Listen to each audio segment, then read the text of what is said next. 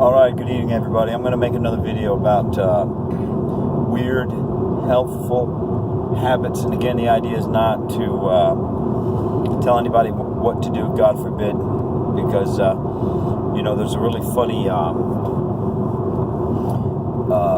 what's it called? It's despair.com. It's hilarious. It's the anti-successory, but it looks just like a successory. If you don't know what a successory is it's those really pretty glamorous, really super high quality. I might be exaggerating a little bit, but they can be really high quality business inspirational images. Sometimes they're framed and they're like 4 feet by 3 feet. They can be quite large. Like I said, they can be very high quality paintings, and they have teamwork. Everything is easier when a lot of people do something or the other or something like that. Just commitment, integrity, perseverance, that motivational type stuff. They make coffee mugs, they make desk accessories, paperweights and pens and, business card holders and all that stuff. But you probably see them when you go into a business and they've got these painting/pictures framed, blown up photo images with these motivational quotes at the bottom of them. It's Successory. That's the name of the company. It's a brand, Successory. So this company, this guy's got a great sense of humor, and it's called despair.com. But I can't remember what the product, what the brand of I can't remember what the brand is. It's something like, I can't remember. Anyway, they're hilarious. So it'll have and same thing, same high quality.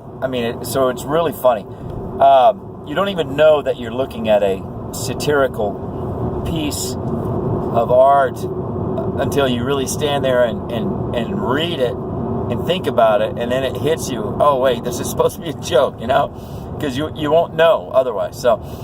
But there's this hilarious one where it shows a tanker, an oil tanker, with its nose pointing straight up in the air, and the rest of it is underwater. It's obviously sinking, right? And underneath it says role model or something like that. And then it says, some people's purpose in life is to serve as a warning to others. So just really hilarious stuff like that. Don't do what I do because God forbid, So I'm not telling anybody what to do. I'd have to be an evil person to do that, to wish that on anybody, Now I'm being too hard on myself. But the point is, I try my best not to tell people what to do, because that's just crazy, because I have no idea. I barely even know what I should be doing, much less anybody else, But I just talk about it because it's what I do. And, I like to, at the end of the day, I don't want to be a force. I don't want to be a fire. I just want to be a spark, I just want to light something up. That's all. Something good, something positive, something that needs to be lit up, Now I'm going to digress for a minute, but, thought comes to mind, well, what are you talking about lighting something up? You talking about burning stuff down? Yeah, exactly. Because some things need to be burned down, But some things need to be lit up to, in the form of a celebration, or in the form of preserving life, in terms of being a campfire or something like that. So both, Let's see, I came up with this saying one time. I said, be dangerous and good. That's what it is. Be dangerous and good, because there's much to build and much to destroy, right? Some things need to be destroyed, Institutions devoted to the cause of evil, they need to be destroyed, the Nazi administration, the Nazi regime, it needed to be destroyed, But, so yeah, I just want to be the spark, that burns things down that need to be burned down, and the spark that lights things up that are deserving of being lit up, whether it's a bank of million worth of fireworks or whatever, that's controlled, like a giant celebration, or like, like I said, like a bonfire, or something like that, Anyway, so I don't want to tell you what to do, but I would like to spark some ideas, because I'm anti-slavery, I'm pro-freedom, and I hate to see people being slaves. The worst kind of slavery, I believe, is virtual slavery. Actual slavery, it's bad. Obviously, it's evil. But the thing about actual literal slavery is that the slaves know they're slaves, and everybody knows that slavery is going on. In the 1700s, the Quakers up in New England, they knew that slavery was being practiced, and they were protesting. People have been protesting slavery in the West ever since there's slavery, Or they weren't able to successfully do anything about it for a couple hundred years or whatever, but they were protesting it. So everybody knows. The thing about virtual slavery is that nobody knows. The slaves don't know they're slaves, and nobody knows that, that slavery is... Now, what am I talking about? Because that sounds kind of crazy, virtual slavery. What I'm talking about is the absence of an awareness that you have the power to take care of yourself. For one thing. The power to educate yourself. The power to condition yourself in terms of fitness. The power to keep yourself healthy in terms of medical care, and you're just a slave. You just go and you just...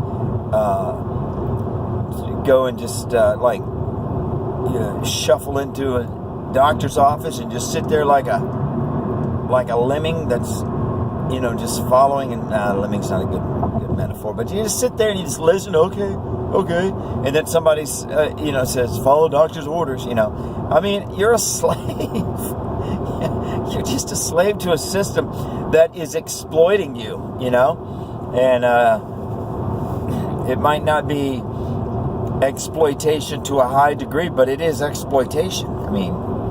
I saw a thing the other day. I see so many things. I see them all the time. Maybe it's just me, but I saw an article the other day. It said 30% of all drugs approved by the FDA end up harming people, or are involved in some kind of mass crisis. Something to that effect. I'm going by memory, so cut me some slack if that's not exactly right. And if you can't find it yourself, I apologize. But I did see it, and I didn't keep it. But if I wasn't driving, I could probably Google it and could possibly maybe find it again. But there was another one. There's just so much. If you just start looking at it, your mind will be blown. There's another one. This is a CNN report for sure. If they haven't deep sixed this one, because they do deep six stuff. If they haven't deep sixed it, I could pull it up again, because I've gone looking for it and have been able to find it in the past. There's a CNN report that says that the third leading cause of death in America is medical mistakes. It follows disease itself. Think about that. Try to wrap your head around that. That's just incredible. And these are statistics. They can play with and tweak and, turn and adjust and calibrate the way statistics are calculated, And CNN is a complete and total establishment, tool, The pharmaceutical companies own the media networks because they get like 70% of their ad revenue from pharmaceuticals. Just make a mental note sometime when you're watching the news how many pharmaceutical ads you see. It is mind-blowing. Literally 70% of their ad revenue comes from pharmaceutical companies. So, and the pharmaceutical companies a lot of times own the hospitals, the medical schools. It just goes on and on and on. So, if you look to the medical system as the source of your health, then you're a slave and you're being exploited as a slave. So, and that's the way I look at it. So I hate slavery. I'm pro-freedom. But as everybody knows, who knows anything whatsoever about freedom, freedom comes with a price.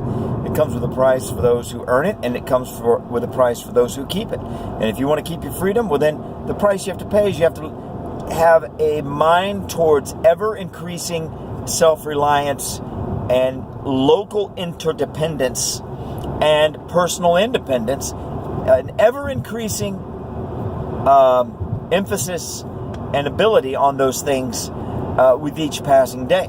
So if you have a toe fungus like I have right now, there's your true confession right there. If you have toe fungus like I do right now, you can shuffle off to the doctor's office and get some prescription. Okay, and that's fine, and that's wonderful, and the doctor's happy to do it. Whatever, and that's fine. Whatever. But the fact of the matter is, you're a slave to that system.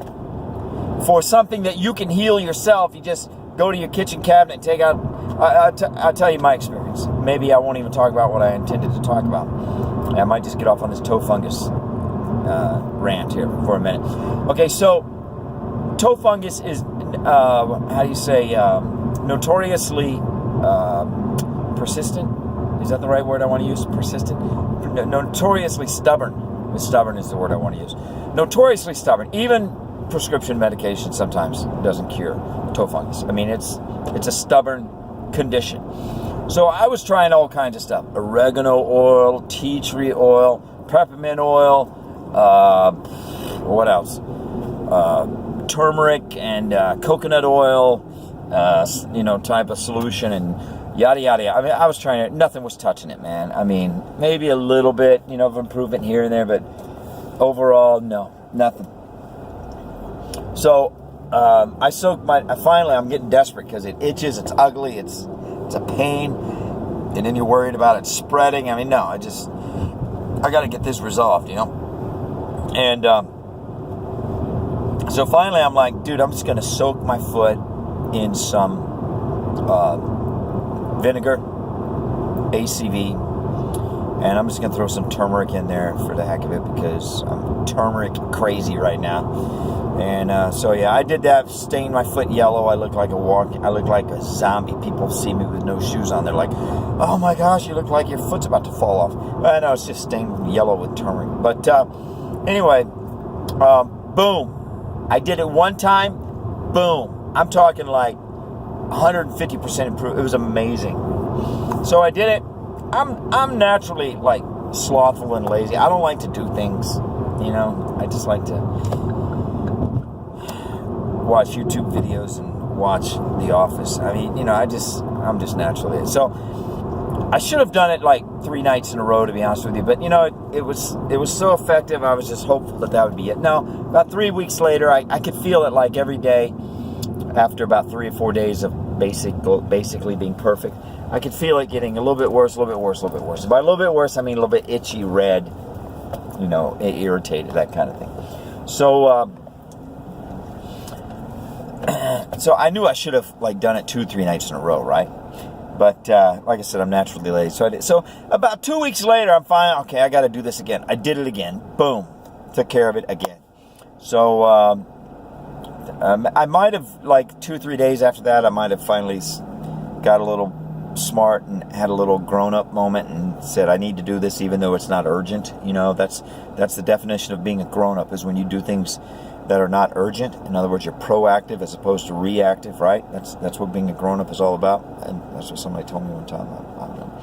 Anyway, no, I'm joking. That is what being grown-up is all about.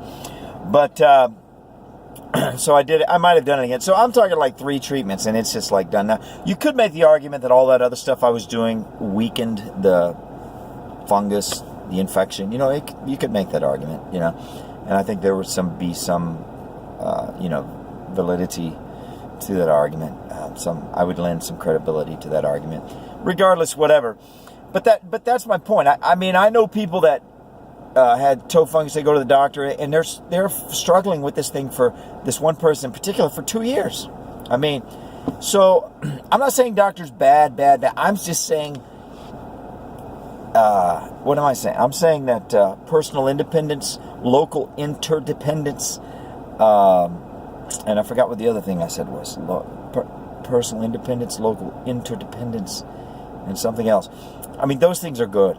Those things are great. Doctor's good, but these other things are great, man. If you can heal yourself with, something you get out of your cabin, come on, man. Who would want anything other? I mean, who actually wants to go to the doctor and sit there like a lab rat and be shuffled into a little room like a cow in a cow stall and sit there passive like a little kitten waiting for a bowl of milk to be put down in front of it? Who wants that? I mean, what is that? I mean, to me that's just a disgrace. That's just disgraceful for people to live their lives like that. But how many people live their lives like that? I mean, and to what degree have I failed to earn a level of personal independence, self-reliance, that's what it was. Personal independence, which is the same as personal independence, right? They're like synonymous. Anyway, I like to talk, so I'll keep saying all those words. Personal independence, self-reliance, and local interdependence.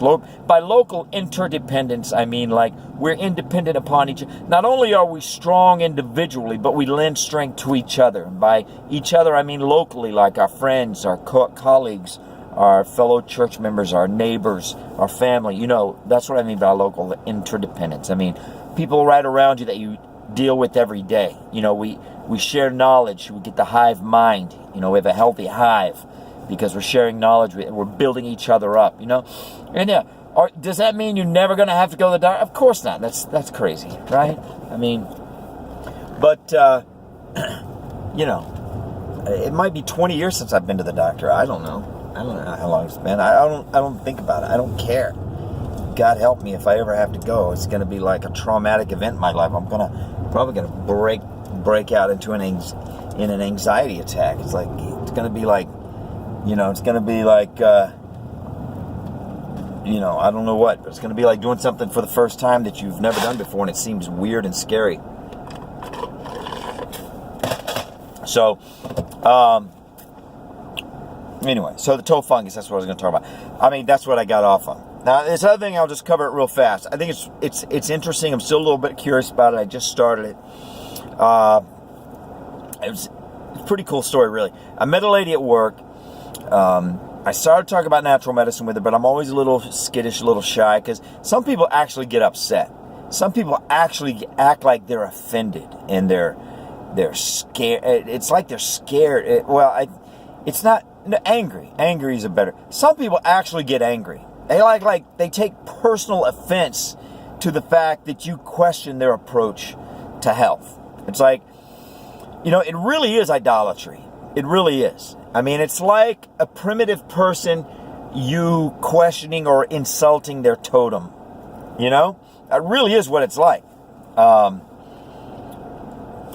sorry, I don't have any other way to describe it, but that's the feeling that comes across to me, is like a savage and you spit on their idol, basically. They take personal offense to it. And it makes sense, right? If you have a marginal understanding of psychology and human nature, I mean, it makes sense, right? A person invests time, energy, pain and suffering, money. They make all these sacrifices to this totem or to this idol. And now you come along and you spit on this idol. They're like, oh, and they take out their scabbard or their their little savage knife, and they start chasing you, right? They chase you out of their village. It's because that's the way human nature works. Is that when you invest into something a lot, it becomes a part of you, right? That totem, that idol, becomes a part of you. So when you do something disrespectful or you attack that idol, it's like you're attacking them, right? And that's why they come after you with their little ceremonial stiletto, or their little ceremonial scabbard, or their little, their frog poison tipped darts or whatever, so it really, I'm being hyperbolic, I'm being dramatic, I'm being theatrical, I'm being hyperbolic, but that is what it's like. And in some cases, it's not entirely hyperbolic, but those cases are the exception. But there are actual cases where people get literally angry, and the hatred is palpable. The hatred for what you're saying is palpable, and it's severe. It can be quite severe. So and they don't actually the stuff about the frog poison tipped darts is obviously hyperbolic and theatrical, but I'm saying all of that to make a point, to emphasize a point. So like I said, I'm a little, I want to be. You can call it respectful if you want to, but it's not entirely. Respectful isn't entirely the right word, because I really don't have much respect for this point of view, or this quality of people that causes them to react. How can you have any respect for that? That's not respectable. I mean, that's pitiful. It's shameful. It's disgraceful, and it's sad, right? Somebody has something to say that's different than what you've invested yourself in. Well, pardon my French, but who the hell are you? And who anointed you? Maybe you've been, it's like a friend of mine said, "Are you trying to tell me I've been making a mistake for the last 60 years? I'm like, oh, maybe you have. Maybe you have. I mean, when did a person devoting their entire lives to a lie, when did that become such an oddity?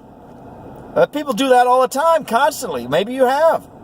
I mean, maybe I have. Maybe I am right now. I don't know. But why are you getting angry? I understand, because I understand human nature. But what I'm saying is, it does, in the grand scheme, at the end of the day, it doesn't make any sense, right? Maybe you have. Maybe the last 60 years of your life have been a complete waste. I mean, that's not really possible. But in terms of the way you think about it, if you think that you've been devoting yourself to a lie, therefore it's a complete waste. Oh, maybe that's exactly what's been happening. I don't know. I don't know what to say, man. People do that all the time, and you don't have to look very far around to see that, in history or contemporary times. I mean, either way, all right? So, yeah, I think we all need to hold that out and hold that up as a possibility at any given point in time, right?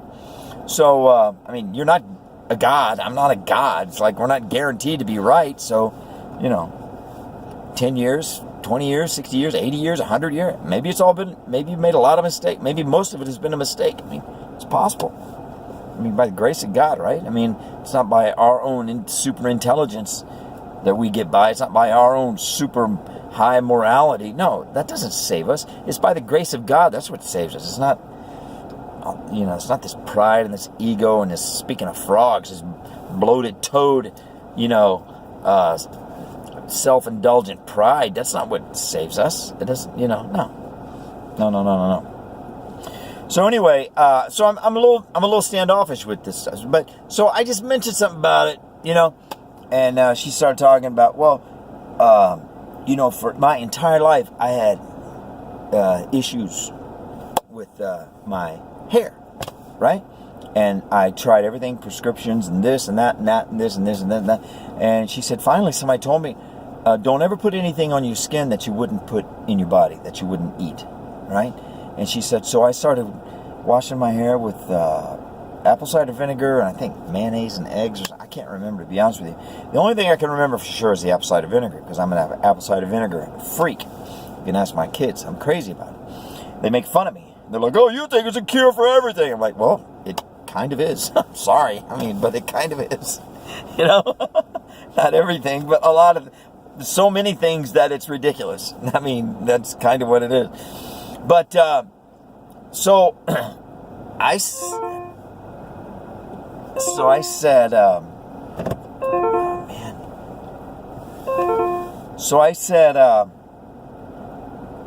well, I'm just going to start taking a shower with apple cider vinegar. It sounds crazy, but I'm going to do it and see what happens, So I started doing it. It's different. I'll tell you this much. It's different and it's odd. I mean, it doesn't leave your skin feeling like waxy, like soap does. And I don't mean waxy in a bad way. I mean waxy in a good way. I like that because that's kind of the way I know that I'm clean when I don't have the oily feeling on my skin anymore, you know. So it leaves you feeling a little bit oily still, you know. And I wash my hair with it. Of course, you're not actually washing because there's no suds or anything. It's just a thin liquid. I mean, it's very odd. But I will say this, I can't really see any downsides.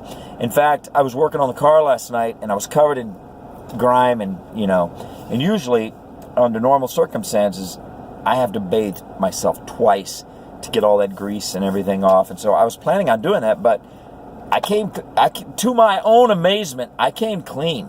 I mean, like very clean, like ridiculously clean. And my hair feels pretty good. I'm a little worried about it drying out my hair and making it brittle. I don't know if that's going to happen, but that's one of my concerns. And it's been like a week, but I don't know. Everything is pretty good. We'll see.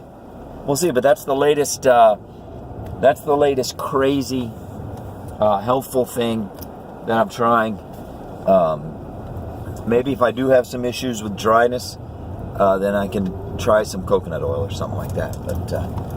But that's my latest crazy thing. Now I'm about to get in trouble for being late. I got to get some jalapeno poppers. Good night. God bless you. Bye.